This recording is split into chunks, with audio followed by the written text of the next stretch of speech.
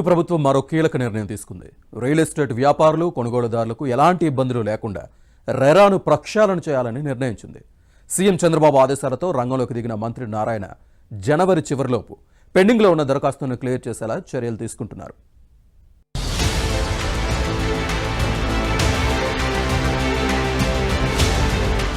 Real estate వ్యాపారులను నమ్మి ప్లాట్లు కొనుగోలు చేసే వినియోగదారులు మోసపోకూడదనే ఉద్దేశంతో 2016లో ఏర్పాటు చేసిన రెరాను ప్రక్షాళన చేయాలని కూటమి ప్రభుత్వం నిర్ణయించింది.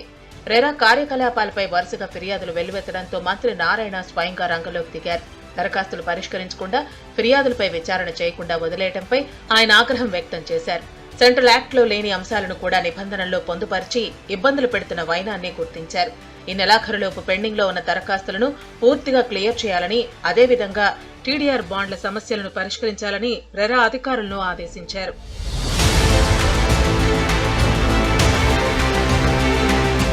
రాష్ట్ర విభజన తర్వాత అమరావతిని ఏపీ రాజధానిగా ప్రకటించిన నేపథ్యంలో నాడు చంద్రబాబు అనేక అభివృద్ధి పనులు చేపట్టారు. దాంతో రియల్ ఎస్టేట్ వేగంగా పుంజుకుంది.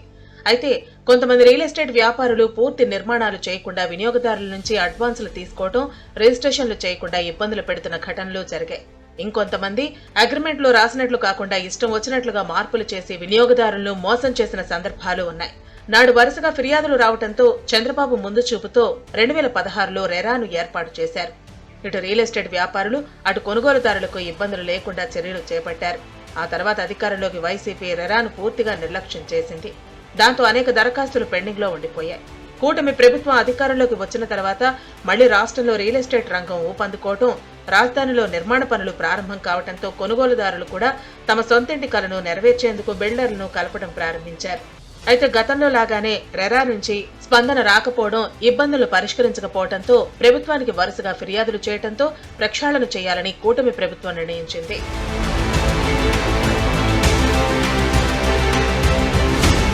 తాజాగా రెరా కార్యాలయానికి వచ్చిన పురపాలక శాఖ మంత్రి నారాయణ అంశాల వారీగా పెండింగ్ లో ఉన్న దరఖాస్తులపై ఆరా తీశారు. ఈ సందర్భంగా రెరా అధికారులపై తీవ్ర ఆగ్రహం వ్యక్తం చేశారు. దరఖాస్తులు నెలల తరబడి పెండింగ్ లో ఎందుకు ఉన్నాయంటూ నిలదీశారు. అడిగిన ప్రశ్నలకు సమాధానాలు చెప్పకుండా దాటవేస్తున్న అధికారుల తీరుపై అభ్యంతరం వ్యక్తం చేశారు. ప్రభుత్వానికి చెడ్డ పేరు తెచ్చేలా వ్యవహరిస్తున్నారని, కొంతమంది అధికారుల తీరుపై మండిపడ్డారు. గత ప్రభుత్వంలో ఎన్నో ఇబ్బందులు పడ్డారని, పెండింగ్ లో దరఖాస్తులను సాధ్యమైనంత త్వరగా పరిష్కరిస్తామని మంత్రి నారాయణ తెలిపారు. ఆఫ్లైన్ లో జరిగే విధానాన్ని ఆన్లైన్ లోకి తెస్తామని, వచ్చే నెల నుంచి పూర్తి పారదర్శకంగా రెరా పనితీరు ఉంటుందని స్పష్టం చేశారు. 167 అప్లికేషన్స్ పెండింగ్ ఉన్నాయి.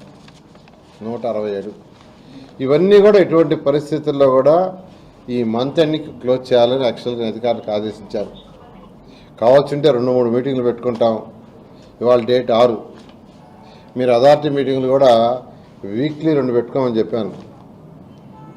వీక్లీ 2 పెట్టుకొని అవి కంప్లీట్ చేయండి. ఎందుకంటే గత ప్రభుత్వంలో ఎన్నో ఇబ్బందులు పడ్డారు. ఆ ఇబ్బందులన్నీ ఓవర్కమ్ కావాలంటే ఇది చేయక తప్పలేదు. ఖచ్చితంగా బిల్డర్స్ అందరికీ చెప్తున్నాను, ఈ నెలాఖరు లోపల మీ 167 పెండింగ్లో ఉండే వీలైనంత మ్యాక్సిమం కంప్లీట్ చేస్తాం. అయితే ఏదైతే వాళ్ళు షార్ట్ ఫాల్స్ ఇచ్చారో ఆ షార్ట్ ఫాల్స్ అన్నీ సబ్మిట్ చేయమని చెప్పాను. ఇది ఎక్కువగా ఆఫ్లైన్లో జరుగుతుంది. ఇది కూడా నెలాఖరు లోపల 100% ఆన్లైన్ సిస్టము తీసుకురావడం జరుగుతుంది. 822 టీడీఆర్లని పెండింగ్ ఉన్నాయి. అందులో వెరిఫికేషన్ 321 ఉన్నాయి. అంటే ఫీల్డ్ మీద పోయి వెరిఫై చేయాల్సినవి. ఫ్రెష్ అప్రూవల్స్ ఫ్రెష్గా అప్లై చేసిన 501. ఏవైనప్పటికీ 822 కూడా ఈ నెలాఖరు లోపల పూర్తి చేస్తామని ప్రతి బిల్డరు, కన్స్ట్రక్షన్ చేసుకునే ఇండివిజువల్ కూడా తెలియజేస్తున్నాను. ఏపీలో రియల్ ఎస్టేట్ అభివృద్ధి చెందాలని, బిల్డర్లు కూడా సెంట్రల్ యాక్ట్ ప్రకారం నిర్మాణాలు పూర్తి చేయాలని మంత్రి నారాయణ సూచించారు. రాష్ట్ర ప్రభుత్వం తరపున అన్ని రకాలుగా సహకారం అందిస్తామని, అనుమతులను మరింత సరళతరం చేస్తామని స్పష్టం చేశారు.